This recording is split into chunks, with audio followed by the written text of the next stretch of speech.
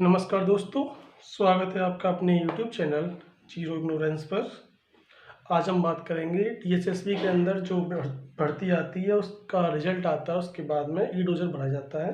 तो ई डोजर को भरने में थोड़ी बहुत भ्रम होता है अभ्यर्थियों को, क्योंकि जो पहली बार भरते हैं तो उसका कन्फ्यूजन दूर करने के लिए मैं ये वीडियो बना रहा हूँ। और ये वीडियो डिमांड पर बनाई जा रही है, क्योंकि बहुत से अभ्यर्थियों थे, बहुत से हमारे साथी थे, वो कह रहे थे कि ऐसे कोई वीडियो मिल नहीं रहा है जिसमें हमें सारा कन्फ्यूजन क्लियर हो जाए। तो एक हमारा साथी था जिसका ई डोजर भरा गया था PRT का, और जब उसने अपना ई डोजर भरा था तो उस समय उसने अपने टैबलेट की स्क्रीन को लॉक किया था, तो वो सारा रिकॉर्ड हो गया। तो मैंने उससे स्क्रीनशॉट लिए हैं, और जो भी मैं आपको बताऊंगा वो प्रूफ के आधार पर होगा।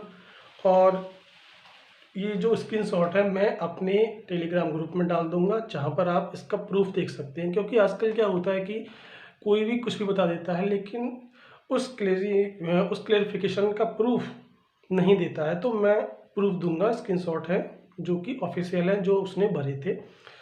और ये आपको स्क्रीनशॉट मिलेंगे इस चैनल के टेलीग्राम के ग्रुप में, जिसका नाम है जीरो इग्नोरेंस।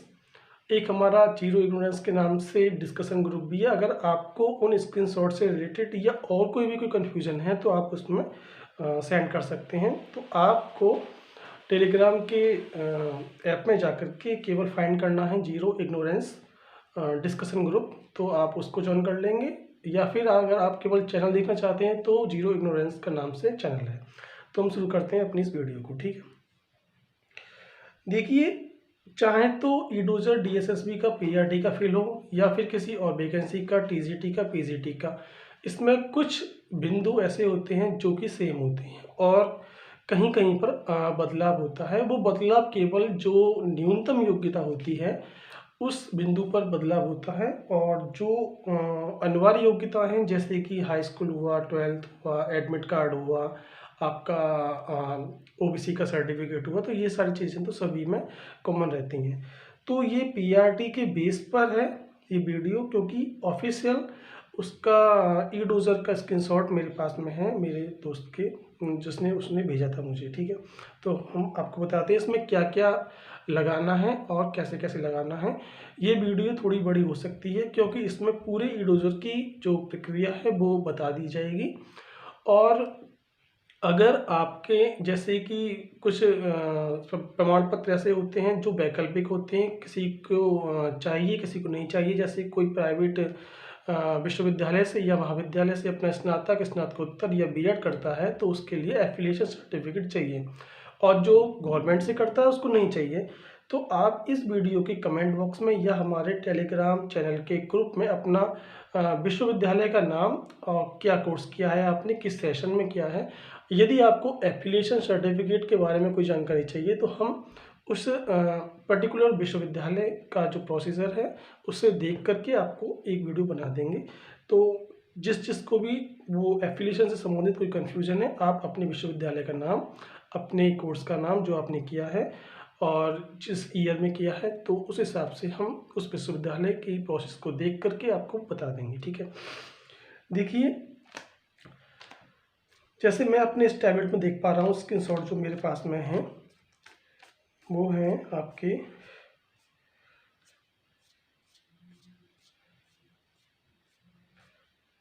ये रहा।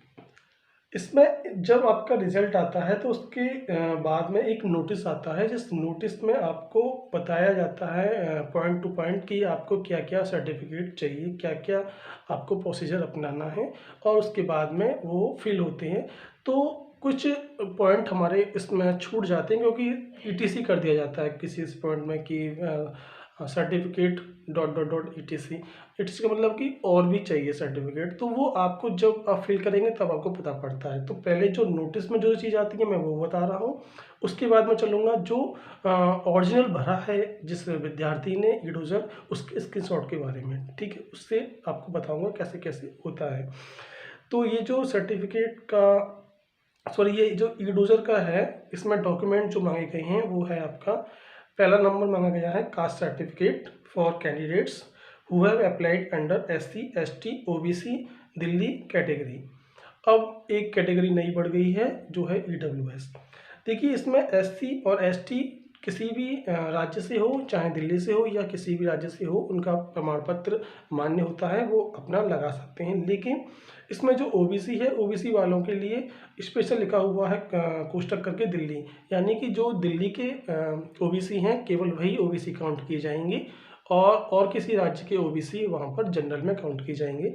तो यदि आप इन कैटेगरी में आ रहे हैं तो आपको ये प्रमाण पत्र चाहिए, अदरवाइज आपको जनरल में काउंट किया जाएगा और जनरल में काउंट होने पर आपको कोई प्रमाण पत्र नहीं चाहिए कास्ट से रिलेटेड। दूसरा पॉइंट है non creamy layer certificate for OBC Delhi candidate. ये OBC सर्टिफिकेट के बारे में बात की गई है क्योंकि OBC के लिए इन्होंने अलग से एक पॉइंट बनाया है कि केवल दिल्ली के अभ्यर्थी हैं जो जो दिल्ली के ही निवासी हैं OBC वाले, केवल उन्हीं का चाहिए नॉन क्रीमी लेयर का सर्टिफिकेट OBC वाला।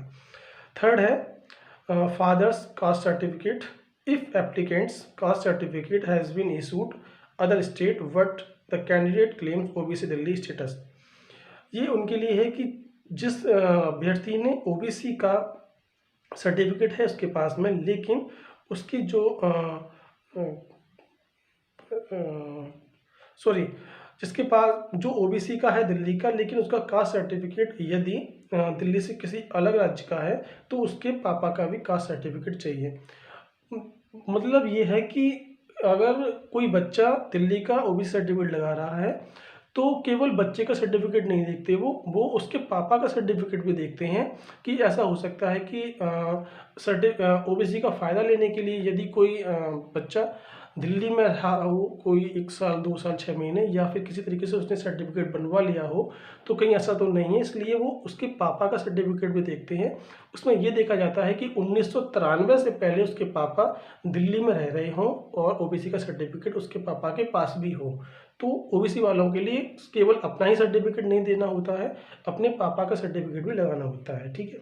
तीसरा है physically handicapped certificate showing extent of disability from authorised authority, यानी कि जो दिव्यांगजन होते हैं उनका सर्टिफिकेट लगता है। 5वां पॉइंट है फॉर स्पोर्ट्स पर्सन कोटा। 6ठा पॉइंट है candidates claiming relaxation as government servant. 7वां पॉइंट है candidates claiming relaxation as ex serviceman. 8वां पॉइंट है for proof of date of birth certificate oblique class 10th certificate showing date of birth. जैसे कि जन्म प्रमाण पत्र बनवा लिया जाता है तो जन्म प्रमाण पत्र यहाँ मान्य नहीं होता है। जन्म तिथि केवल आपकी 10th के सर्टिफिकेट के आधार पर ही काउंट की जाएगी और वही मान्य होगी, क्योंकि ऐसा होता है कि जन्म प्रमाण पत्र में जन्म तिथि हम कम करके भी बनवा लेते हैं या ज़्यादा करके भी बनवा लेते हैं, तो वो नहीं होता। केवल 10th के सर्टिफिकेट में जो आपकी डेट ऑफ बर्थ लिखी हुई है केवल वही मान्य होगी। तो 8वें पॉइंट में ये लिखा हुआ है। 9वां पॉइंट है for proof of essential qualification. इसमें है A और B करके सब पॉइंट है। A पॉइंट में है marksheet of each year oblique semester of the applicable qualification, यानी कि यदि कोई स्टूडेंट के यहाँ पर ईयर वाइज कोर्स हो रहा है, जैसे BA है या BSc है, ईयर वाइज हो रही है, तो उसको प्रत्येक साल की मार्कशीट चाहिए उसके पास में होनी चाहिए, या अगर सेमेस्टर वाइज है तो प्रत्येक सेमेस्टर की मार्कशीट इसेंशियल है, उसको अपलोड करनी है। B है आपका original oblique provisional degree oblique diploma oblique certificate, यानी कि जो डिग्री कोर्स है उसमें उसके पास में या तो डिग्री हो ओरिजिनल तो और अच्छी बात, अगर वो नहीं है तो प्रोविजनल डिग्री अवश्य होनी चाहिए। और यहाँ मैं एक बात बता दूँ, प्रोविजनल डिग्री जो होती है वो केवल 6 महीने के लिए वैलिड होती है, जिस दिन से वो जारी होती है।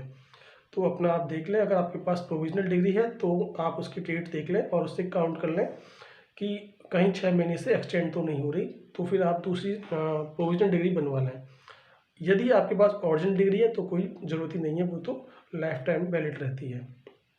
उसके बाद है 10th पॉइंट है for candidates who have acquired essential qualification from private university, यानी कि यदि आपका विश्वविद्यालय प्राइवेट है, निजी विश्वविद्यालय से आपने अपना कोर्स किया है, आपने अपनी शिक्षा ग्रहण की है, तो आपको कुछ सर्टिफिकेट चाहिए जो कि गवर्नमेंट कॉलेज से जिन्होंने किया है उनके लिए नहीं चाहिए।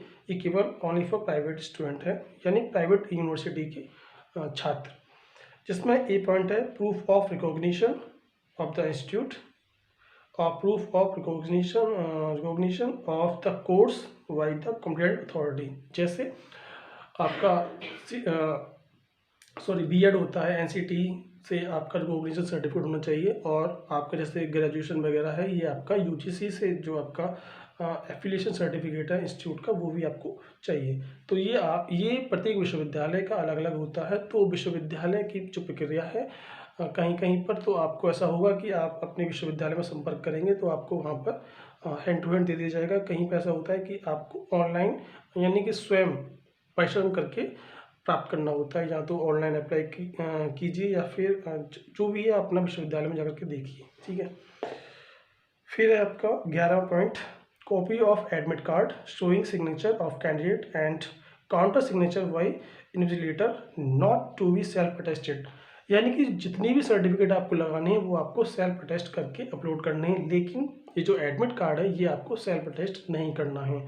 और एडमिट कार्ड आपका वही चलेगा जिस पर आपके सिग्नेचर होने चाहिए, और जो आपने एग्ज़ाम दिया था उस समय आपका जो कक्ष निरीक्षक था यानी जो इन्विजिलेटर था उसके भी सिग्नेचर उस पर होने चाहिए, वही वैलिड है। अदरवाइज़ वो एडमिट कार्ड जिस पर केवल आपके सिग्नेचर हों या जिस पर किसी के भी सिग्नेचर ना हो, केवल पीडीएफ फॉर्म में आपको पास में होता है, तो वो वैलिड नहीं होगा। 12वां पॉइंट है, Aadhaar number is required for e-dossier, however copy of Aadhaar card is not to be uploaded in the e-dossier. यानी आधार कार्ड आपको उसमें फिल करना है, नंबर डालना है, लेकिन आधार कार्ड की कॉपी आपको अपलोड नहीं करनी है, क्योंकि आधार कार्ड तो मैंडेटरी है। यदि आप आधार कार्ड से यहाँ पे बच जाएंगे ई-डोजर से, तो भी आपको ज्वाइनिंग के टाइम पर तो देना ही पड़ेगा, तो आप इससे नहीं बच सकते। और आप अपना आधार कार्ड देख लें कि आधार कार्ड में वही नेम हो आपकी स्पेलिंग जो आपके डॉक्यूमेंट्स में है। यदि कोई डिफरेंट है तो आप उसमें करेक्शन करा लें तो बेटर रहेगा। इसके बाद में है आपका any other documents as may be asked for the DSSB from time to time.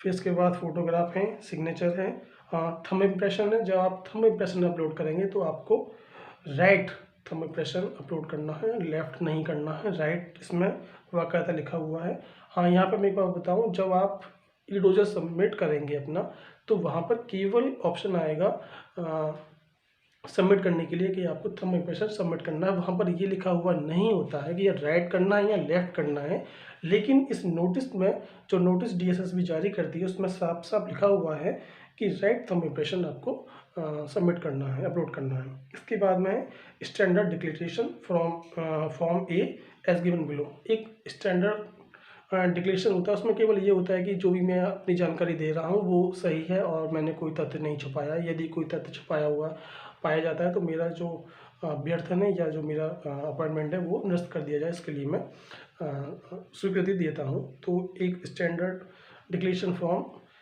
उसमें होगा, वो आपको केवल प्रिंट कराना है और उसमें अपना फिल करना है, साइन वगैरह करनी है और वो आपको अपलोड कर देना है। जैसे आपने उत्तर प्रदेश के अंदर जूनियर भर्ती में जो डिक्लेरेशन फॉर्म था वो आपने अपलोड किया था प्रिंट करने के बाद, सेम ऐसा ही इसमें करना है, ठीक है। तो ये तो हुआ आपका जो DSSB अपना नोटिस निकालती है कि कौन कौन से डॉक्यूमेंट्स उनको चाहिए और उन डॉक्यूमेंट्स के आधार पर आपको अपना ई-डोजर फिल करना है। अब बात करते हैं जिस अभ्यर्थी ने अपना ई-डोजर फिल किया था तो उससे क्या क्या मांगा गया था at the time of filling e-dossier. तो उसके स्क्रीनशॉट मेरे पास है, मैं आपको उसमें से बता रहा हूँ। देखिए, इसमें जो सर्टिफिकेट अपलोड होंगे वो 2 फेज़ में होंगे। यानी फर्स्ट जब आप अपना लॉगिन कर लेंगे, लॉगिन करने के बाद आपकी इन्फॉर्मेशन उसमें दे रखी होगी, फिर आप उसमें मॉडिफाई करने के लिए केवल आप अपना मोबाइल नंबर या ईमेल आईडी आप मॉडिफाई कर सकते हैं, यानी चेंज कर सकते हैं। यदि ठीक है तो कोई आपको ज़रूरत नहीं है। उसके बाद आप नेक्स्ट पेज पर जाएंगे तो आपको सबसे पहले 8 डॉक्यूमेंट्स अपलोड करने होंगे। उसके बाद फिर दूसरा पेज खुलेगा, फिर वहाँ पर आपको आपकी पोस्ट के अनुसार डॉक्यूमेंट्स अपलोड करने होंगे। और इसमें ये PRT का है, इसमें 18 डॉक्यूमेंट्स फेज़ सेकंड में अपलोड करने पड़े हैं और 8 तो हैं ही जो कि सभी को करनी पड़ती हैं फेज़ फर्स्ट में। फेज़ फर्स्ट में आपको अपलोड करना है सबसे पहले फ़ोटो, जो कि मैंडेटरी है। यहाँ पर सर्टिफिकेट सबसे पहले लिखा होगा सीरियल नंबर, फिर certificate documents required, second column में होगा सर्टिफिकेट टाइप, फिर थर्ड कॉलम में आपको फाइल चूज़ करने के लिए दिया जाएगा और फोर्थ कॉलम में रिमार्क्स का एक ऑप्शन होगा सभी सीरियल में। फर्स्ट की बात करें तो फर्स्ट में है आपका फ़ोटो, जो कि मैंडेटरी है। आप इसमें अपना टाइप देख लें, सर्टिफिकेट टाइप कौन सा है, ऑप्शनल है या मैंडेटरी है। यदि मैंडेटरी लिखा हुआ है उस सर्टिफिकेट के आगे तो आपको वो अपलोड करना ही करना है, अदरवाइज आपका इडोजर फिल नहीं माना जाएगा, वो कैंसिल ही समझो से, ठीक है। फर्स्ट में फ़ोटो जो कि मैंडेटरी है, इसका साइज़ दे रखा है, मैक्सिमम साइज़ 40 KB है और इसका विड्थ और हाइट भी दे रखी है इसमें। इसके बाद रिमार्क का ऑप्शन है, तो मुझे नहीं लगता कि फ़ोटो में आपको कोई भी रिमार्क्स लिखना पड़ेगा, क्योंकि फ़ोटो तो फ़ोटो ही होता है। इसके बाद दूसरा ऑप्शन है, दूसरा कॉलम है आपका सीरियल नंबर, सिग्नेचर, जो कि मैंडेटरी है। जो मैं आपको बताया था कि सिग्नेचर का केवल इसमें लिखा हुआ होगा, इसमें ये नहीं लिखा होगा राइट या लेफ़्ट, तो आपको केवल राइट ही आपको अपलोड करना है। सिग्नेचर मैंडेटरी है, इसका साइज़ दे रखा है। सिग्नेचर में कोई रिमार्क की ज़रूरत नहीं है लिखने की। तीसरा है आधार कार्ड, जो कि ऑप्शनल है। इसे आप अपलोड कर भी सकते हैं और अपलोड नहीं भी कर सकते, क्योंकि ये ऑप्शनल है, ठीक है।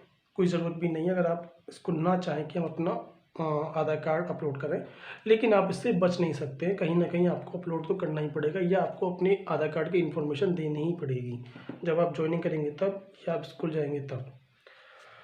फोर्थ है आपका 10th सर्टिफिकेट, जो कि मैंडेटरी है। मैंडेटरी ये इसलिए है क्योंकि इसी के आधार पर आपकी डेट ऑफ बर्थ काउंट की जाएगी। और इसमें भी रिमार्क्स का ऑप्शन है, आप इसमें रिमार्क्स, यदि आपका कोई जो 10th की सर्टिफिकेट है अगर क्लियर नहीं है, आपका विजिबल नहीं है अच्छी तरीके से, तो आप उसमें लिख सकते हैं रिमार्क्स में। वैसे इसमें भी कोई ज़रूरत नहीं है उसकी रिमार्क्स लिखने की, ठीक है। सिग्नेचर हो गया आपका। थंब इम्प्रेशन राइट वाला आपको अपलोड करना है। फिर ओबीसी का क्रीमी लेयर सर्टिफिकेट, इसमें लिखा हुआ है इफ़ एप्लीकेबल, यदि आप उस कैटेगरी में आते हैं तो आपको ये अपलोड करना है, अदरवाइज आप छोड़ सकते हैं। फिर आपका 7th पॉइंट है documentary proof of recognition of the degree oblique course as well as university oblique institution itself. ये ऑप्शनल है। ऑप्शनल ये इसलिए है क्योंकि यदि कोई student government university government school से अपनी शिक्षा ग्रहण कर रहा है तो उसके लिए ये मैंडेटरी नहीं है, उसके लिए इसकी ज़रूरत नहीं है, उसको छूट है। लेकिन यदि कोई प्राइवेट विश्वविद्यालय से, प्राइवेट महाविद्यालय से, प्राइवेट स्कूल से अपनी शिक्षा ग्रहण करता है, जैसे क्योंकि महत्वपूर्ण जो डॉक्यूमेंट्स होते हैं वो 10th 12th या अपनी पोस्ट के अनुसार, जैसे ग्रेजुएशन, पोस्ट ग्रेजुएशन, बीएड, ये सब होते हैं। तो यदि आप प्राइवेट इंस्टीट्यूट्स के छात्र हैं तो आपको ये चाहिए। 8th है आपका कॉपी ऑफ एडमिट कार्ड, जो कि मैंडेटरी है, ये सभी को अपलोड करना है। और आधार कार्ड, एडमिट कार्ड वही होना चाहिए जिस पर आपके सिग्नेचर हो और आपके जो इनविजिलेटर था, यानी जो कक्ष निरीक्षक था एग्ज़ाम के टाइम समय पर, उसके भी सिग्नेचर उस पर होने चाहिए, वही वैलिड माना जाएगा। इसके बाद में है सेकंड फेज स्टार्ट होता है अब डॉक्यूमेंट्स अपलोड करने का। ये इसमें भी फर्स्ट कॉलम में सीरियल नंबर, सेकंड में सर्टिफिकेट रिक्वायर्ड, थर्ड में सर्टिफिकेट का टाइप, फोर्थ कॉलम में फाइल को चूज़ करने के लिए ऑप्शन। और इसमें आपको मैं बताता हूँ इसमें क्या क्या मांगा गया है। फर्स्ट में मांगा गया है सर्टिफिकेट ऑफ सेकेंडरी और 10th from a recognized board और इंस्टीट्यूट, ये मैंडेटरी है। 10वीं का आपको सर्टिफिकेट अपलोड करना है, ये मैंडेटरी है, यानी कि इससे आप नहीं बच सकते।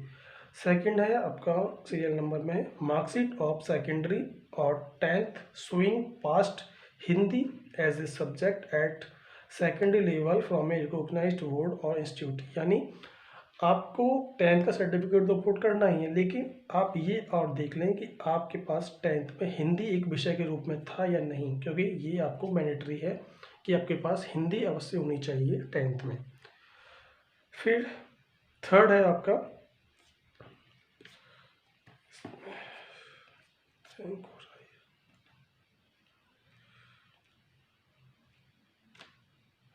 ये थर्ड है marksheet of secondary 10th showing passed English as a subject at secondary level from a recognized board और इंस्टीट्यूट, यानी आपके पास 10th में इंग्लिश भी होनी चाहिए, ये भी आप अपनी मार्कशीट में देख लें। यदि आपके पास 10th में हिंदी और इंग्लिश विषय नहीं है तो आप एलिजिबल नहीं हैं ना तो अपॉइंटमेंट के लिए ना ही ई डोजर के लिए, क्योंकि आपका ई डोजर रिजेक्ट कर दिया जाएगा, क्योंकि ये दोनों ही चीज़ मैंडेटरी हैं कि आपके पास 10th में हिंदी और इंग्लिश एज ए सब्जेक्ट होनी चाहिए। फोर्थ सीरियल में है सर्टिफिकेट ऑफ सीनियर सेकेंडरी और 12th और इंटरमीडिएट और its equivalent from a recognized board और इंस्टीट्यूट, यानी 12th की मार्कशीट आपको अपलोड करनी है, ये भी आपकी मैंडेटरी है।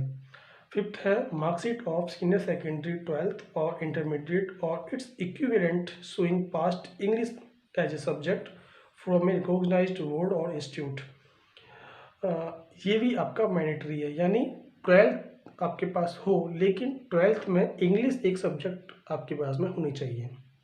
यदि आपके पास 12th में अंग्रेजी एक विषय के रूप में नहीं है तो आपका ई डोजर रिजेक्ट हो जाएगा, वो एक्सेप्ट नहीं किया जाएगा।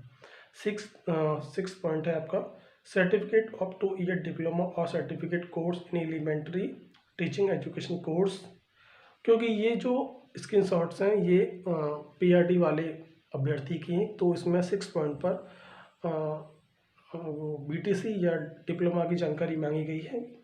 यदि आप टीजीटी वाले हैं तो आपसे इस पॉइंट की जगह पर बीएड की मांगी जाएगी, जो कि मैंडेटरी होगा। इसके बाद 7 पॉइंट है आपका copy of marksheet of first year diploma certificate course, क्योंकि ये बीटीसी वाली मांगी गई है, इस जगह आपकी बीएड की मांगी जा सकती है मार्कशीट अपलोड करने के लिए। 8th है आपका copy of marksheet second year diploma और सर्टिफिकेट कोर्स। कुल मिलाकर ये है कि आपके पास में जो बीएड की है मार्कशीट, वो अगर सेमेस्टर वाइज है तो आपकी चारों सेमेस्टर की मार्कशीट आपको अपलोड करनी है, यदि ईयर वाइज है तो दोनों साल की आपको अपलोड करनी है, ठीक है। फिर आपका 9th पॉइंट है 8th 9th, हाँ, क्योंकि ये पीआरडी वाला था, इसमें marksheet of CTET for class 1st to 5th as on cut off date for applied post code, यानी आप टीजीटी वाले हैं तो आपको सीटेट चाहिए जो 6 to 8th वाला होता है, और वो कट ऑफ डेट से पहले का होना चाहिए। कट ऑफ डेट क्या होती है इसके बारे में थोड़ी देर में आपको बताऊंगा, पहले इसको ख़त्म करता हूँ।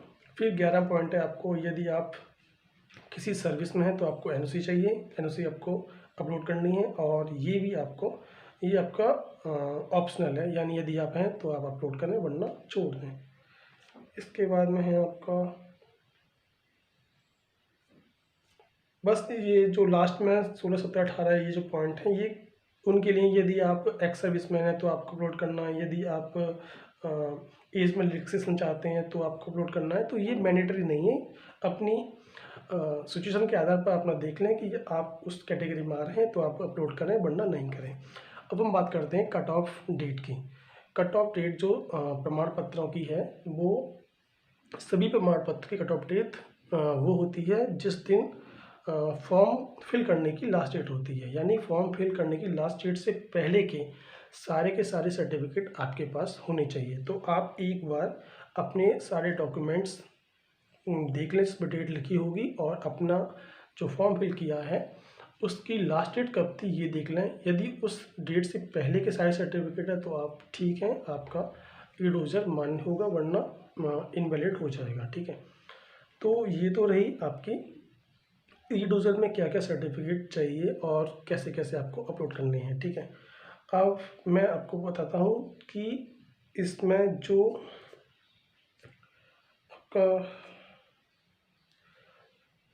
फीस फर्स्ट में जो आपका पॉइंट 7 था जिसमें लिखा हुआ था documentary proof of recognition of the degree oblique course as well as university oblique institution itself, यानी कि यदि आप प्राइवेट कॉलेज से पढ़े हुए हैं तो आपको ये चाहिए सर्टिफिकेट। तो ये प्रत्येक विश्वविद्यालय का अलग अलग बनता है और प्रत्येक स्कूल का भी अलग अलग बनता है। तो आप इस वीडियो के कमेंट बॉक्स में अपने विश्वविद्यालय का नाम, क्या कोर्स किया है आपने, यदि आप प्राइवेट कॉलेज से पढ़े हुए हैं तो, और किस ईयर में किया है ये बता दें। तो यदि आपको इससे संबंधित कोई वीडियो चाहिए कि कैसे आपको रिकॉग्निशन सर्टिफिकेट मिलेगा, या कैसे अप्लाई करना है, या कैसे एफिलिएशन सर्टिफिकेट मिलेगा आपको, तो उससे संबंधित मैं एक वीडियो बना दूंगा जिससे आपके ये भी डाउट क्लियर हो जाएंगे। वैसे इस वीडियो में मैंने गागर में सागर भरने की पूरी कोशिश की है कि ई डोजर से संबंधित सारे के सारे डाउट क्लियर हो जाएं, फिर भी यदि कोई डाउट है तो आप इस वीडियो के कमेंट बॉक्स में आप बता दें, तो वो आपको क्लियर कर दिया जाएगा, ठीक है। एक क्वेश्चन पूछा गया था मुझसे पर्सनली टेलीग्राम पर, तो उसने कहा था कि एडमिट कार्ड तो है हमारे पास, लेकिन वो वाला एडमिट कार्ड नहीं है जिस पर कक्ष निरीक्षक के साइन हो रहे हैं, तो क्या होगा। तो ऐसी सिचुएशन जो होती है उसमें या तो आप जो आपका एडमिट कार्ड आपके पास है प्लेन, जिस पर यानी साइन नहीं हो रहे हैं इन्विजिलेटर के, आप उसको लेकर के या तो आप DSSP से संपर्क करें, वहाँ पर ऑफिस में जा सकते हैं पर्सनली, या फिर आप एक FIR करवा दें। FIR कॉपी आप उसमें लगा दें कि हमारा ये खो गया था सर्टिफिकेट, और उस डेट में खोया, या हमें वहाँ से आ रहा था उस इतने रास्ते में खो गया है, तो हो सकता है कि वो कंसिडर कर लिया जाए। लेकिन जो एक्चुअल में मांगा गया है वो वही एडमिट कार्ड मांगा गया है जिस पर आपके और इन्विजिलेटर के साइन हो रहे हों, ये तो मांगा गया एक्चुअल। और वो तो सब सब्स्टिट्यूट है कि वो एक्सेप्ट हो भी सकता है और नहीं हो सकता है, क्योंकि ऐसा केस तो मेरी जानकारी में नहीं है कि जिसका एडमिट कार्ड खो गया हो और फिर वो कंसिडर कर लिया गया हो, ठीक है। यदि आपकी जानकारी में तो आप बता सकते हैं कमेंट बॉक्स में, ठीक है।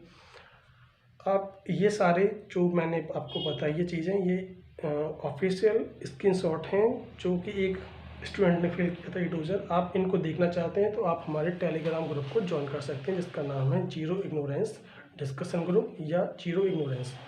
एक डिस्कशन ग्रुप है और एक टेलीग्राम का चैनल है हमारा, आप उसमें ज्वाइन कर लें। मैं इस वीडियो को अपलोड करने के बाद ये सारे के सारे स्क्रीनशॉट उसमें अपलोड कर दूँगा, ठीक है। तो बस आज के लिए इतना ही। आप खुश रहें, स्वस्थ रहें और देखते रहें हमारे इस यूट्यूब चैनल जीरो इग्नोरेंस को। मिलते हैं फिर कोई अपडेट के साथ। Thank you.